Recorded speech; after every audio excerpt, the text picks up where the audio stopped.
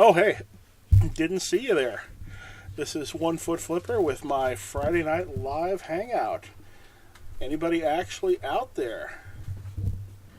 That's what I'm interested in knowing, because so far I got nothing in the chat except for Kevin Lewis, who loves the trailer.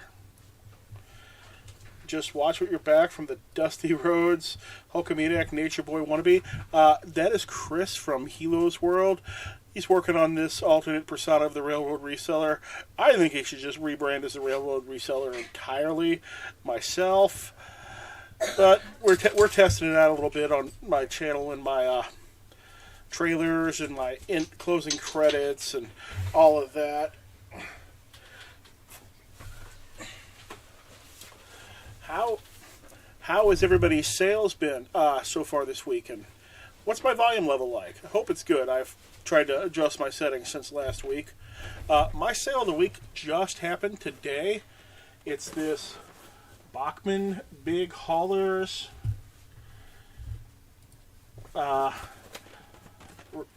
locomotive engine, sold for $249.99. That sold this evening, right after I finish filming my next video, so I guess that it'll be shown 2 videos from now. Hello, Buccaneers. It was nice exchanging some emails with you earlier today.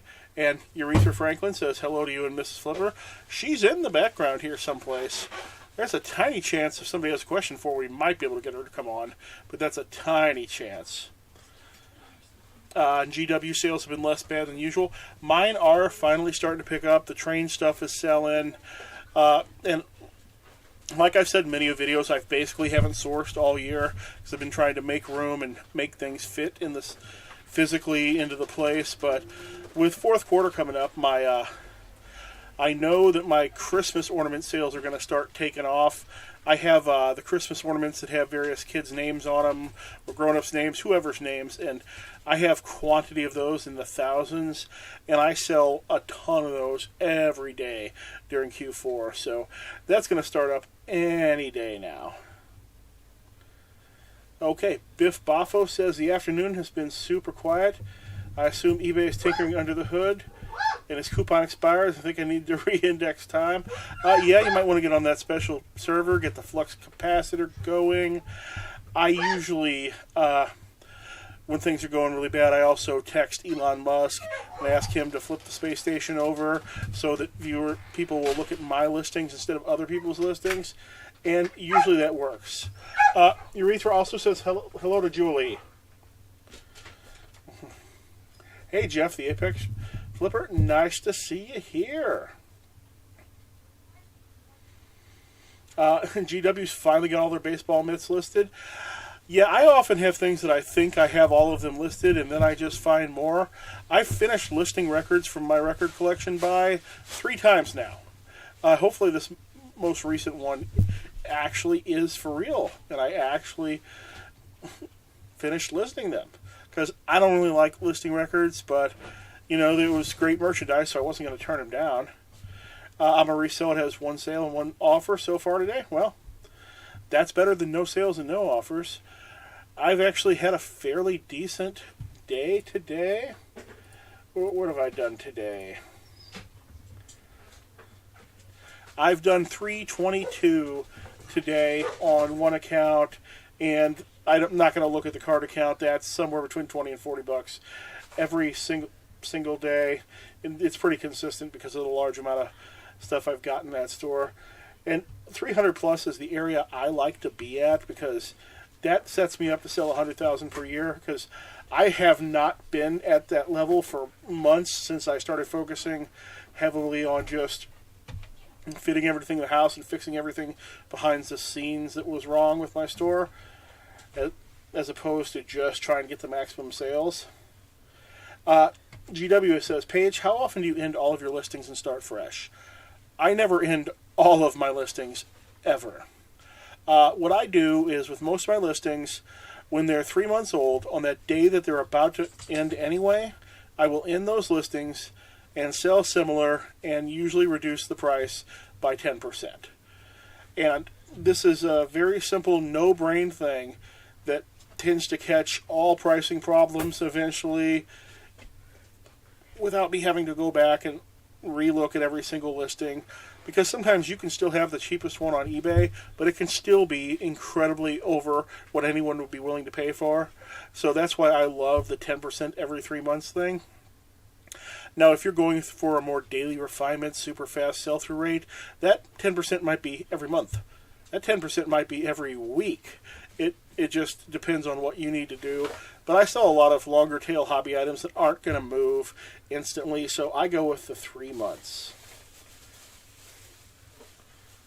Matt, no, I do not grade my records.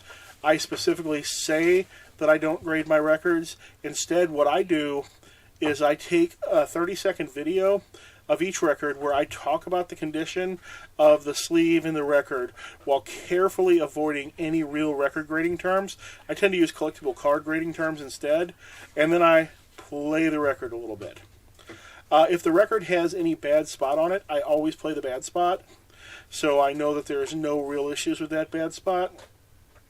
And my problem rate with records is higher than any other category, really, but it's still not that bad, and most of the time the records, I had no money in them of consequence anyway. Usually on record purchases, the record mailer cost me almost as much as the record did, so it's not that big of a deal.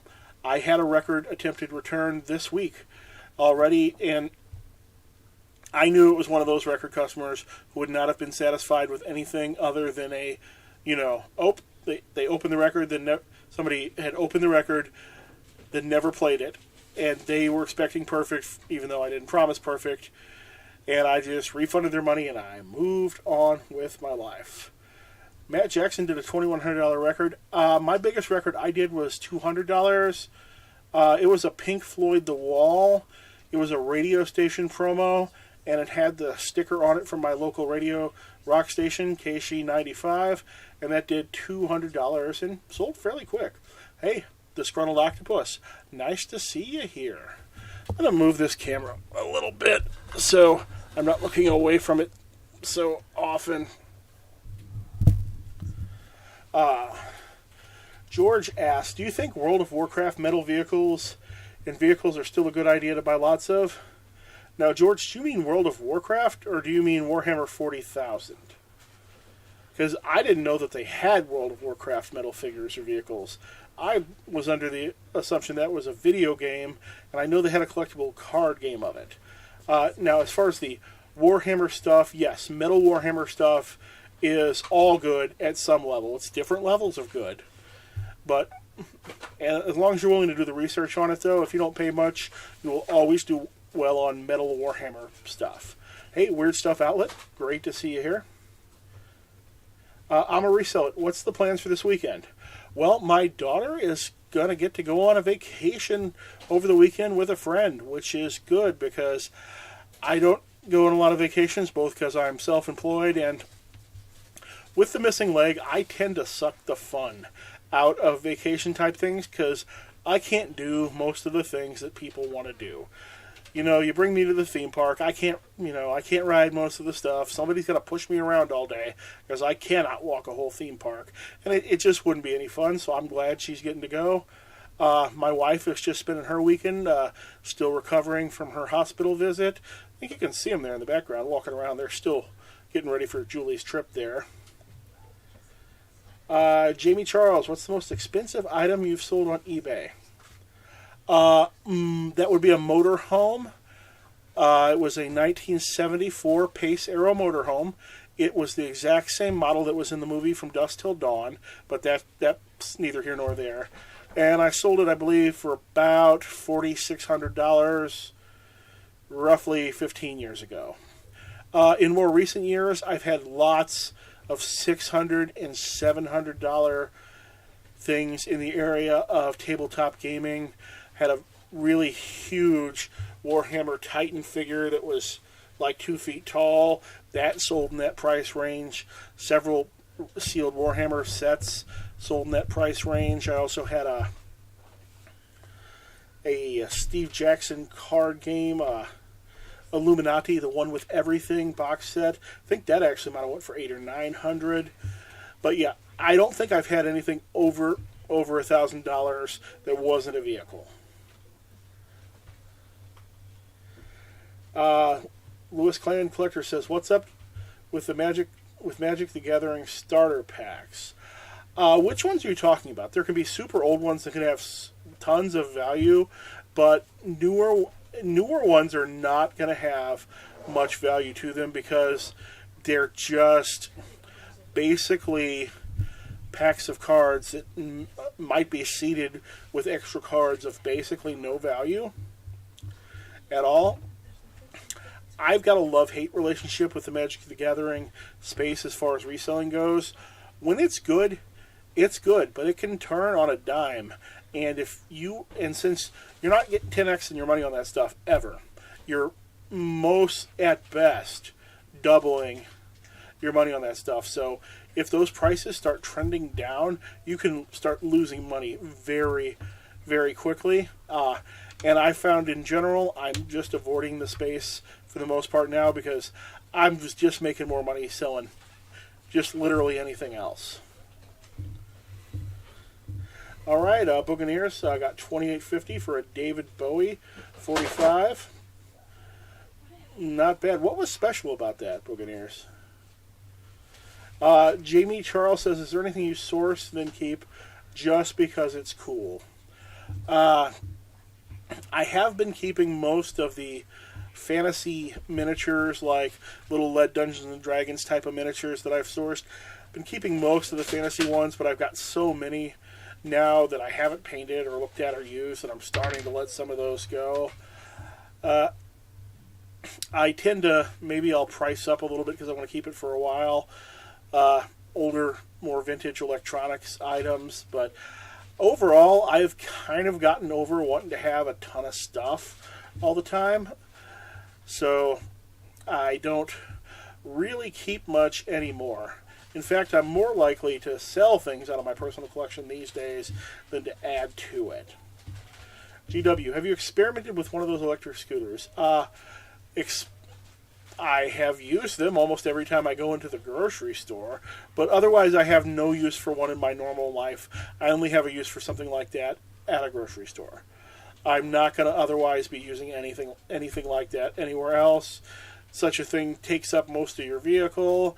I just don't need it. I can walk far enough to get just about anything I need done other than the shopping trip. So, yeah, I just don't need that. Kevin Lewis said he paid $35 for 5 starter packs. Not going to get rich, but good store items. Kevin, that would depend on exactly which starter item you were talking about. There are so many different ones that I cannot in any way comment on whether or not that is a good deal.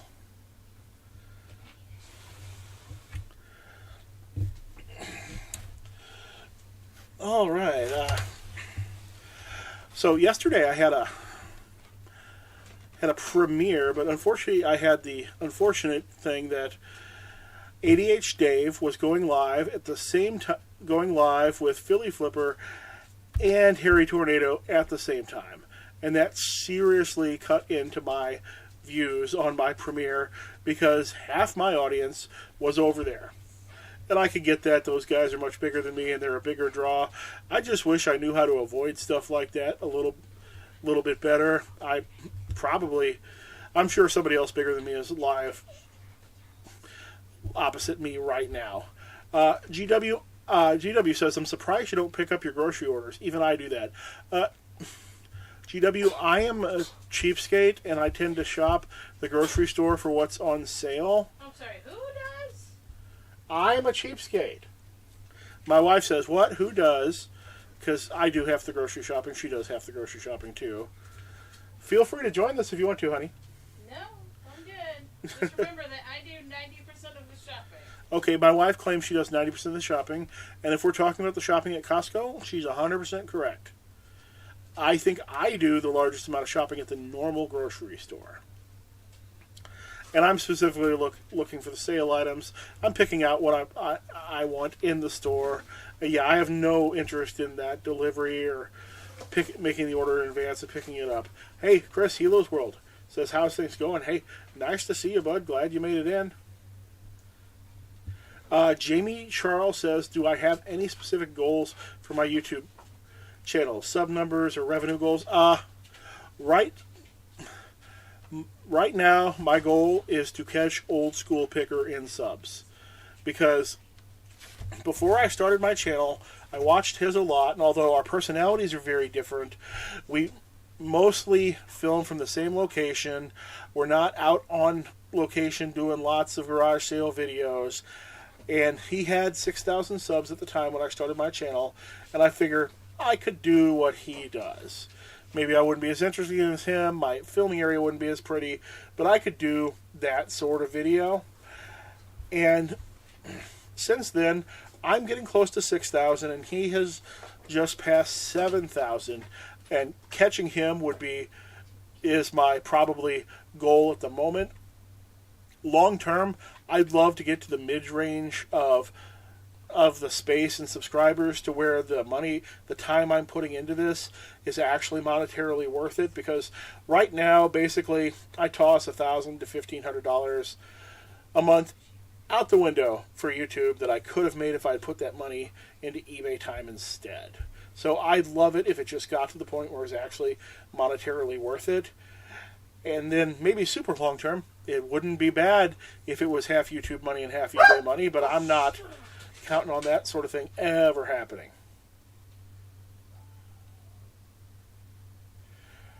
Kevin Lewis says, are you really disliked by the posh eBay sellers? I kind of think so. That's one of the reasons we follow you. I don't know. Some of them, Harry Tornado really seems to like me. I think I've gotten on Kevin Commonwealth Picker's nerves multiple times. So yeah, and I think ADH Dave, we seem to be okay. He says that he says that he thinks I'm his favorite of the Trash to Cash. Definitely get along great with Carry American Arbitrage. But in general of calling things out, yeah, that's probably going to get on some nerves, even if I don't say any names of anybody I'm really talking about, because a lot of times I'm not talking about a specific person when I am, or as Soda City Flips says, I can always just say I'm talking about him. I can say Soda City Flips guesses all the prices of the items in his store, things like that. But yeah, I didn't think I was really disliked by the posh eBay sellers. I think it's just maybe a few that I've gotten on their nerves, and some might not like how fast I've risen through the space, but I'm not even the fastest this year. J-Ride Flips is well above me, and he only started a month or two before I did, so he's doing way better than I'm doing. GW, next step phase for my business.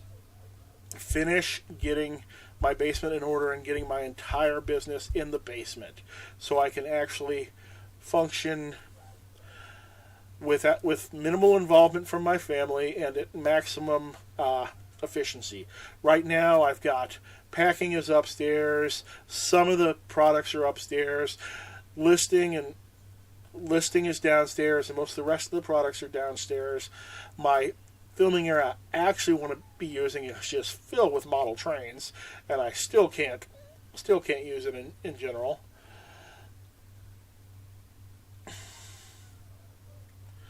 Oh, or Amariso said it the other way. Or do you mean people who sell on Posh and eBay?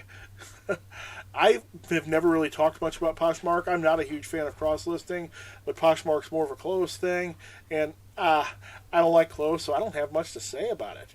Hey, Fartsec Jack, Scuba Steve, Cemetery Man, glad to see you all here. Biff Boffo, I do indeed enjoy pineapple on pizza. It is one of my favorite toppings, and I will have it with more than just ham. I enjoy pineapple and onion on the same pizza. I like pineapple and sausage on the same pizza. It's quite good.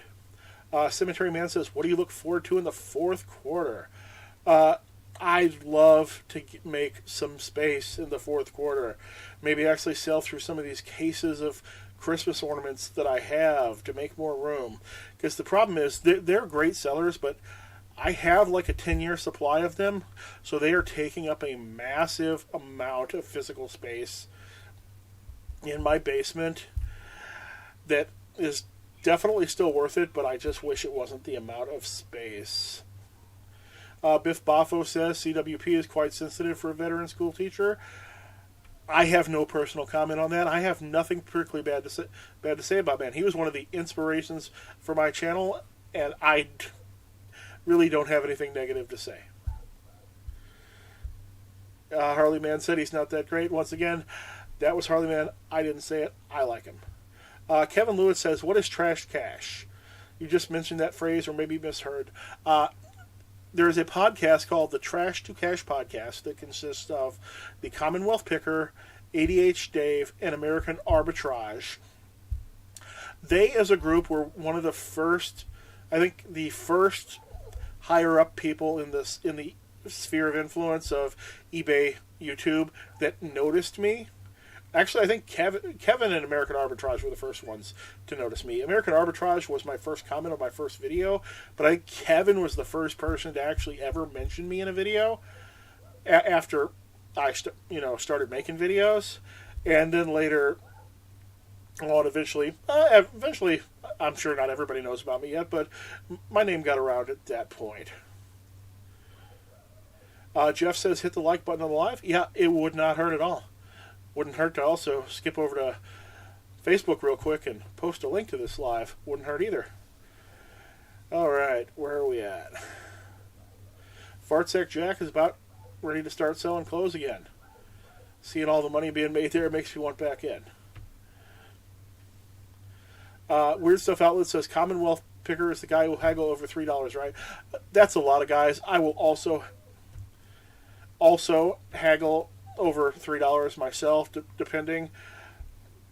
If I absolutely know I'm going to make great money off the item, I don't even usually try to check on price. But if I'm iffy in any way, I try to get that price down. I'm a reseller. Ask, you said you spend $1,000 to $1.5K a month on YouTube. That is not me spending money physically. That is money I'm not making on eBay because I'm plowing that time into YouTube where it's much less profitable. I spend at least 15 hours a week on YouTube, if not 20, and I only make $350 a month on YouTube. I mean, sometimes I'll get lucky and I'll do one of these Friday nights and I'll get a bunch of super chats, but usually that doesn't happen. So I'm not making. What am I making on YouTube? Not. Let's see. 80 hours per month divided by $350. Can anybody do math? Can I do math? Why are you laughing at me, honey? Because you do great math. Yep. Yeah, I make about $4.25 an hour on YouTube, which is what the minimum wage was when I was a teenager. So that's why I say it's costing me money. I was able to tell how much money it was costing me because the minute I started my YouTube channel, I went from $12,000 a month in sales to 10. It happened immediately. And that was all the time that I was putting into YouTube. Nothing really to do with anything else because, sure, I get some viewer sales, but they don't make up for me not finding, listing, packing good items because viewer sales are usually cheap stuff. Weird Stuff Outlet reserves haggling for higher dollar items, but honestly doesn't haggle at all that much. Kevin Lewis is asking about my pricing. I price most of my items so that when somebody comes to buy on eBay to buy that item in that condition, that mine will be the best price. Period. They're not going to pass mine up over somebody else on price. I want mine to move first. All right, everybody, my wife is going to just come talk for just a minute because I really have to go pee. What am I going to talk about? Everybody was wondering about how you were sick. Just tell everybody how you're doing for a minute. Just come up, near the mic, tell everybody how you're doing because I've really got to pee. I look fabulous today, too. Just get close to the microphone. Hi, everyone. I'm doing better. I'm adjusting to my new medication. I don't know where I'm supposed to look. Oh, okay. There's a chat over there. Can you see the chat, honey? Yes, I can see the chat, but you need to keep rolling. Now you're off screen. Goat. Hello, Halo World. Hello, Miss Elizabeth. Hello, GW. Some pee break music, yes. I would agree.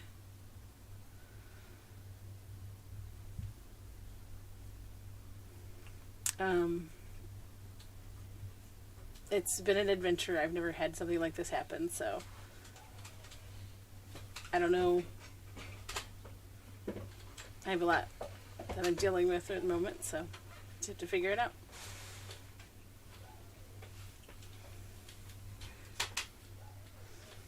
Sometimes I feel great, and other times I just feel like I just need to lay down and take a nap. So. All right, honey, I'm back. I'm so Okay. thankful you took over this dead airspace for me. People are asking what happened. You have to tell them I was in the hospital.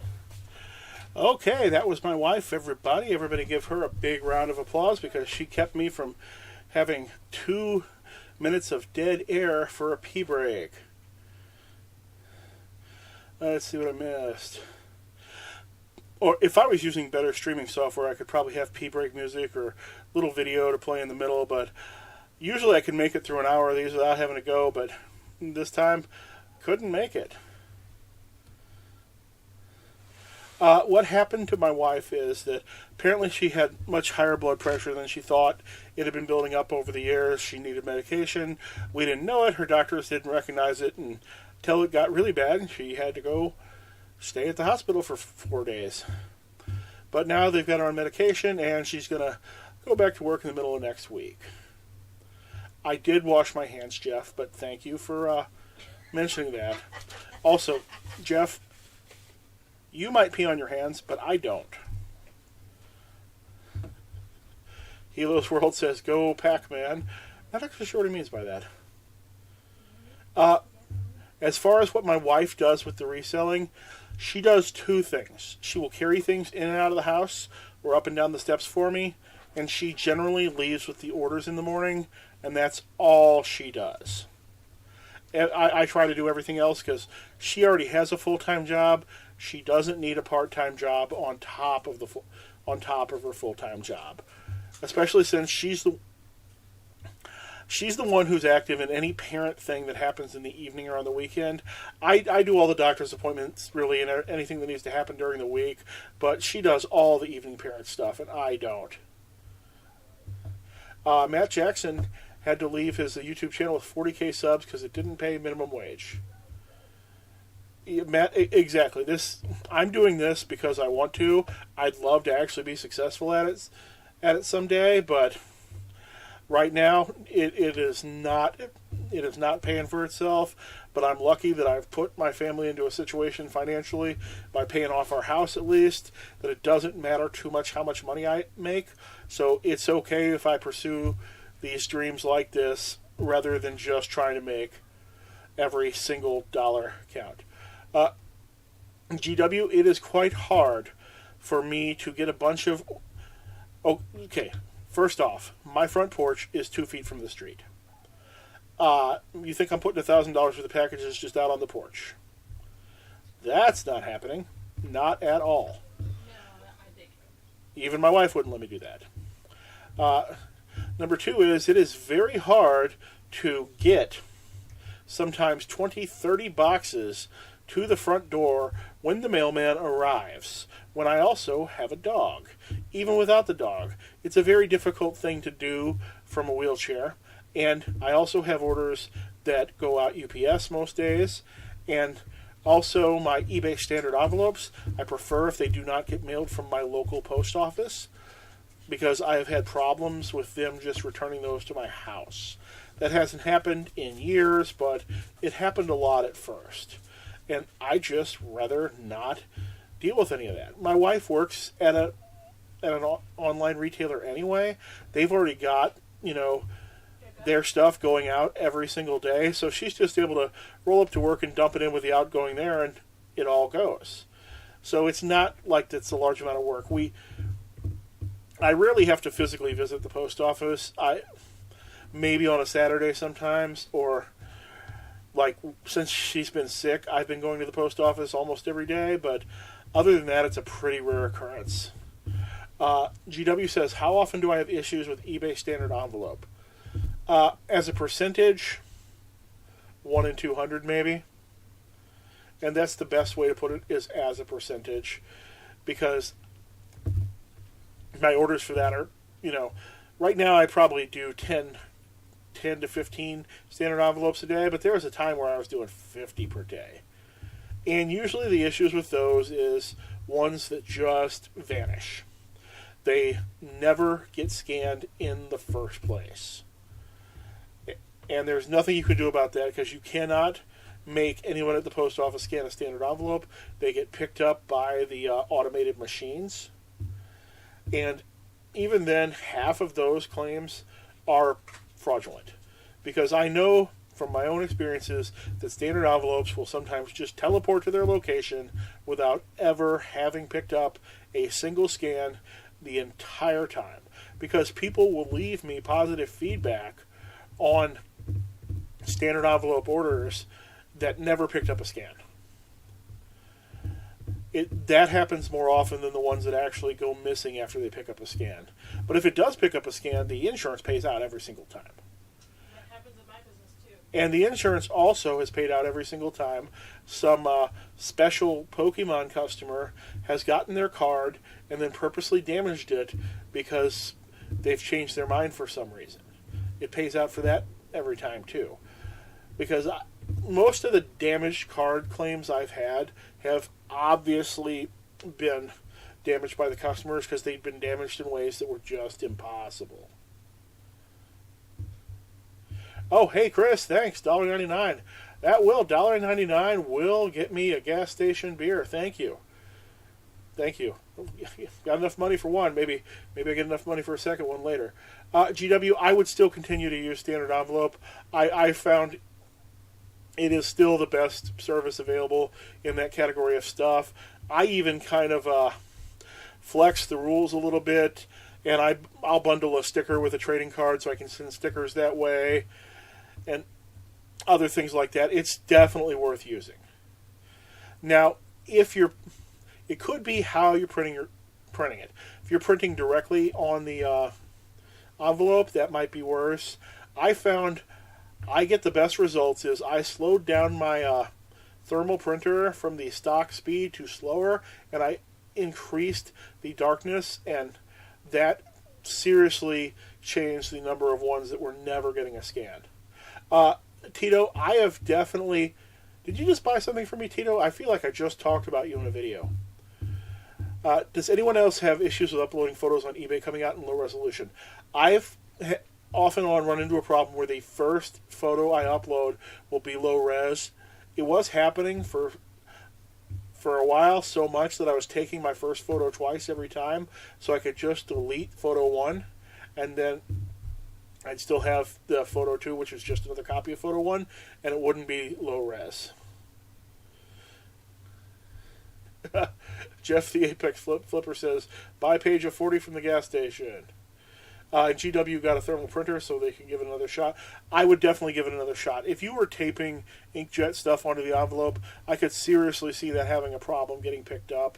I have very few problems overall with the thermal printer card. In fact, I have more problems with as a category with records than I do with cards at this point.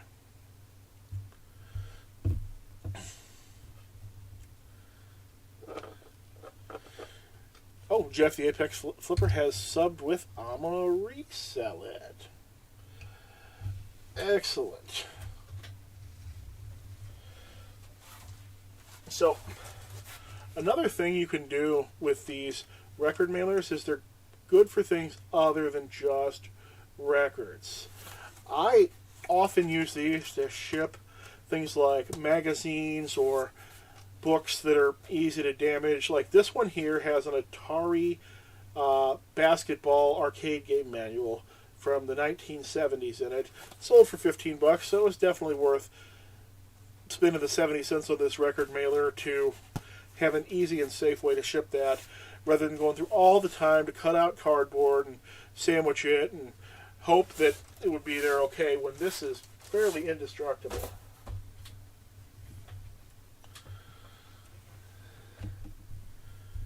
Oh yeah, okay, that's where I was talking to you, Tito. You were commenting on my short. I knew I saw your name recently.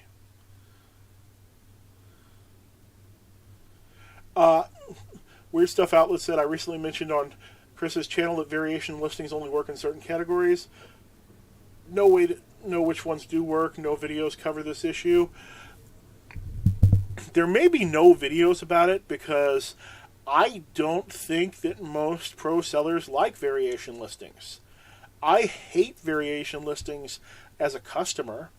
I will not click on that variation listing unless there is literally nothing else available to click on. Because my experience as a customer with variation listings, when I click on that variation listing, the thing I'm searching for is either out of stock or it is completely overpriced, over market price, and often the variation listing will be seeded with something ridiculous that nobody would ever purchase at a very low price, so it'll pop up at that low price range. And I assume if I don't want to shop variation listings, then other customers don't want to shop them either, so I only use them for my Christmas ornaments with the various names on it to pick the name. I don't use variation listings for anything else. Particularly cards. Some card sellers really like to do variation listings, and I think that that's a big waste of time and does not pay off most of the time. GW is taping monochrome labels printed at 50% size. Yeah, GW, that could have been your issue with that. Oh, Cemetery Man got a zebra for $19.99. Nice. I definitely paid more than that for the ones I've got. Do my labels have my name on them or a business name? Let me see.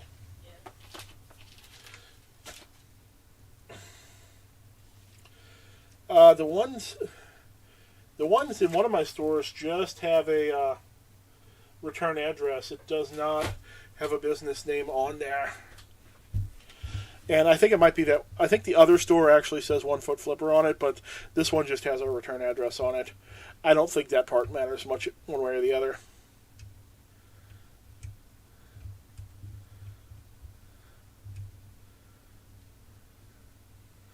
Weird Stuff Outlet thinks variation is frustrating, but just happen to have a bunch of brand new dress shoes to list, like 50 pair.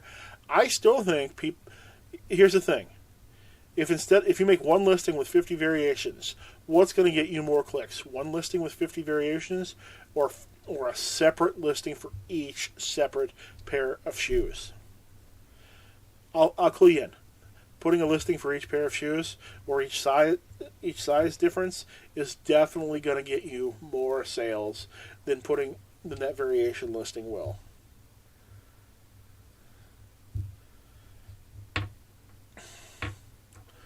Now, early in my career, I did use some variation listings on cards, and because I was trying to not go over my free listings that they'd give you.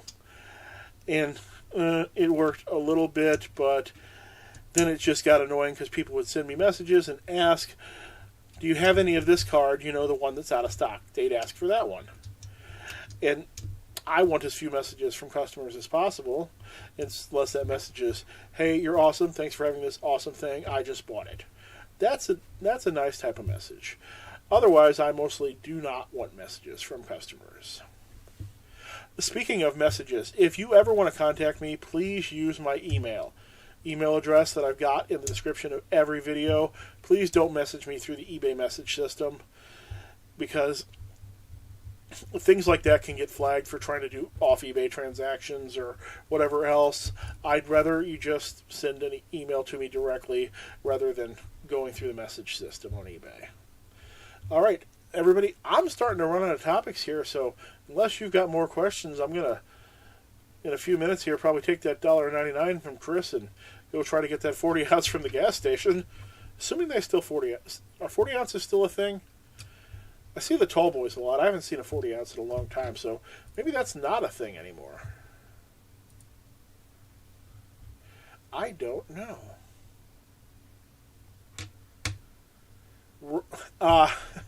Rolls of material poly mailers are... Oh, that just made me think of something. I have rolls of vinyl in my basement that were cast away from when my wife's work stopped doing vinyl printing. It never occurred to me that I could package stuff in that material, but I definitely could. I'm sure you can buy vinyl. I'm sure you could buy polyvinyl in rolls. I don't know if that would end up being good for you price-wise. The mailers themselves might be so easy to make that it might add very little value to it, but I'm sure you could buy rolls of that stuff. All right, well, I guess I'm going to close up here. Thank you, everybody, for coming out. I'm going to go take that $1.99 and hit that gas station. I've got another video ready in the pipe already, so I'll probably put that out tomorrow or Sunday. Hope all of you have great weekends, and I'll see you again soon.